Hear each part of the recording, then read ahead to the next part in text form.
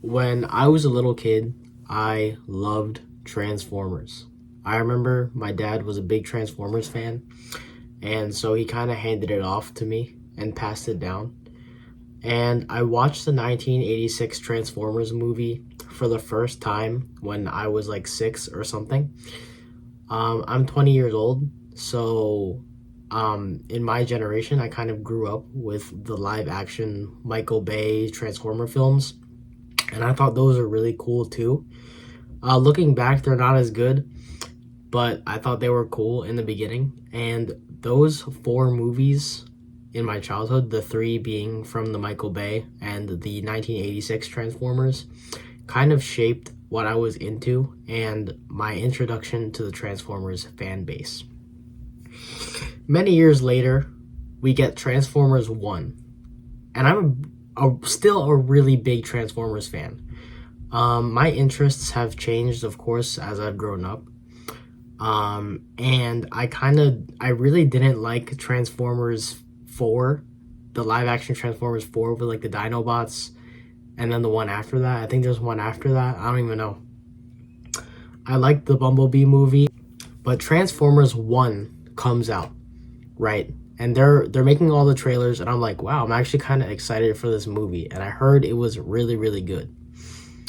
I had some doubts about the movie because the art style wasn't really for me when I first saw it. I was like, this is a bummy looking Transformers. Like, this is not Transformers. I don't really know. Like, I was looking at Optimus Prime. I was like, this is not Optimus Prime. This is not no Optimus Prime. I was looking at Megatron. I was like, Megatron looks silly too. And then I looked at the cast. I was like, all right, I know people from the cast because I'm a big Marvel fan too. Scarlett Johansson, Chris Hemsworth, but Chris Hemsworth as Optimus Prime, Thor as Optimus Prime, bro. I'm like, yeah, this is not my Optimus Prime. This is not my Optimus Prime. So I'm doubtful about the movie.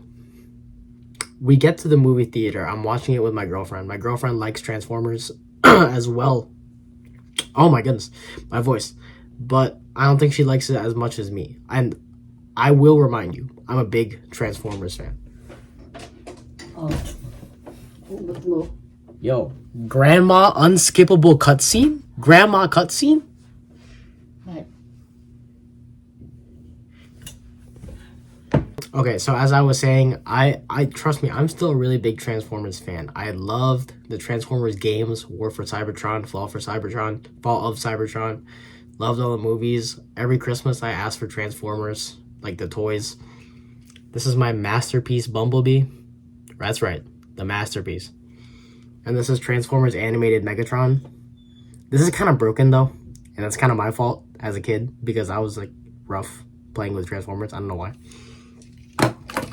So I'm going into this movie like, okay, this is either going to be really good or this will be just bad and I'll cry. We walk into the movie theater, we get some popcorn, right? I get a Diet Dr. Pepper. That's how I know the movie was going to be good. It's because I got a Diet Dr. Pepper.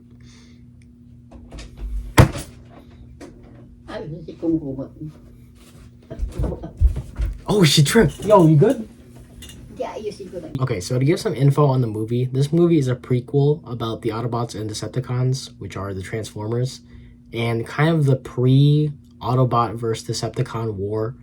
And it stars Bumblebee, Elita 1, Megatron, and Optimus Prime before they kind of become who they are in the Transformers media.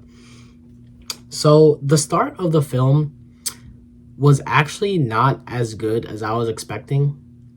But that's not what made this movie so good. At the start of the film, they're kind of given this quest to find the Matrix of Leadership, both Optimus Prime and Megatron. And they're on their way to find the Matrix of Leadership, which will restore the energy to the planet of Cybertron.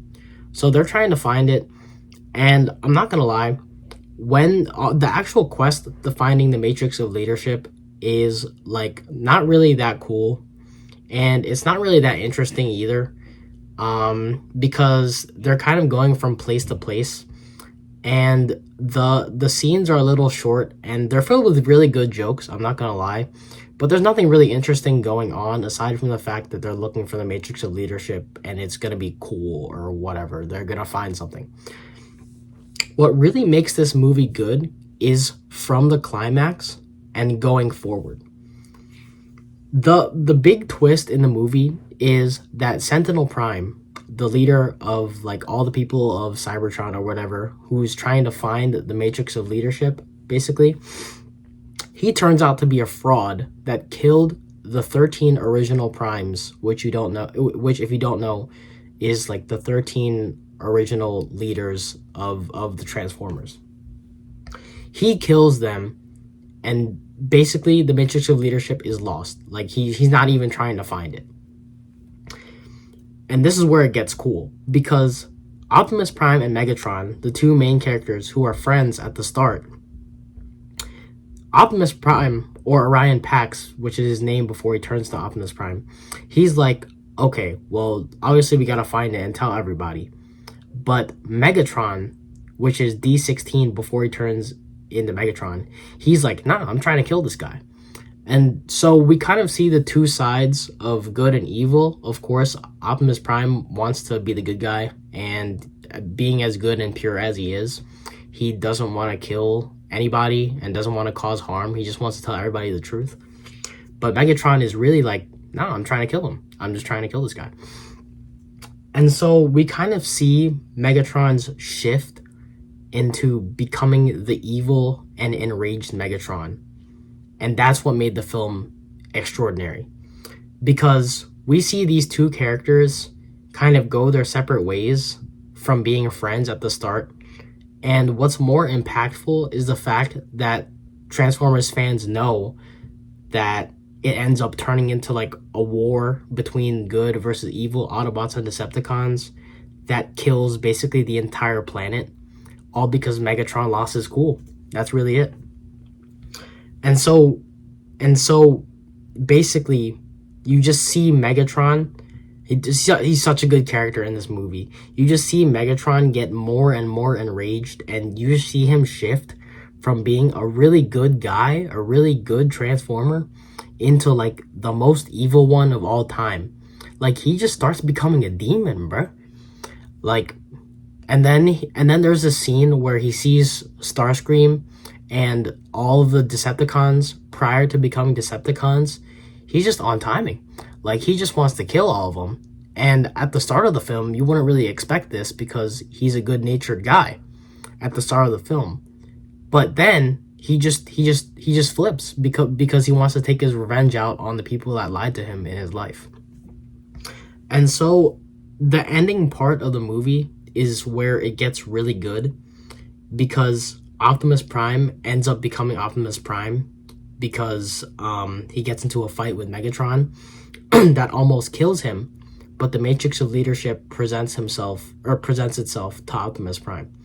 And so they have this really cool battle, just like old times. And that's what made the film amazing. And I'm not gonna lie, I almost cried, because it's tragic. It's a tragedy. Because you see Megatron turn evil while he turns his back on his best friend, and basically like 1,000 or however long years of war could have been changed if Megatron just chose good instead of evil. And Megatron is actually really relatable in the movie, because every human wants to take revenge on people that did wrong to them, right? But the point of the movie is you want to choose to be Optimus Prime, who's the bigger guy and doesn't inflict harm on others even when he's been wronged himself. So that's really the point of the movie, and that's why it's a beautiful movie. So that's basically the plot of the movie. And other reasons why the film was really good is because the music is really good during these impactful scenes.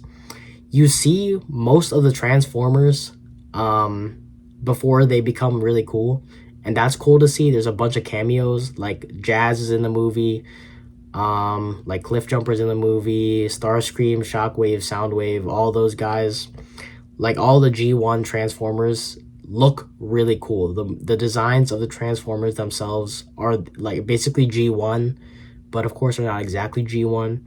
Like that's just really really cool.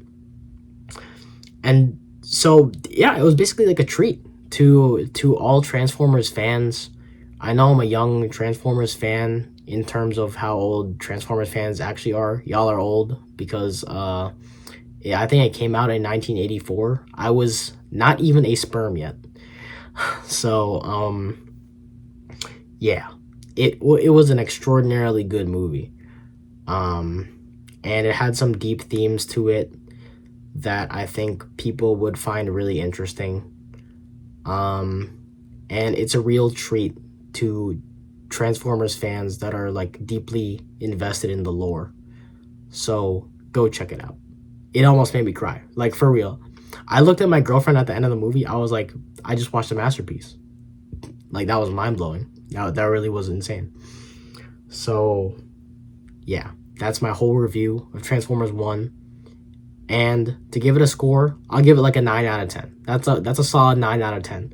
Just because the start was like kind of boring, but the end made up for it. So that's a 9 out of 10. Okay. For more silly business, nonsense, and reviews occasionally, subscribe to the channel and let me know what you think about this review. See you guys, and I love you guys.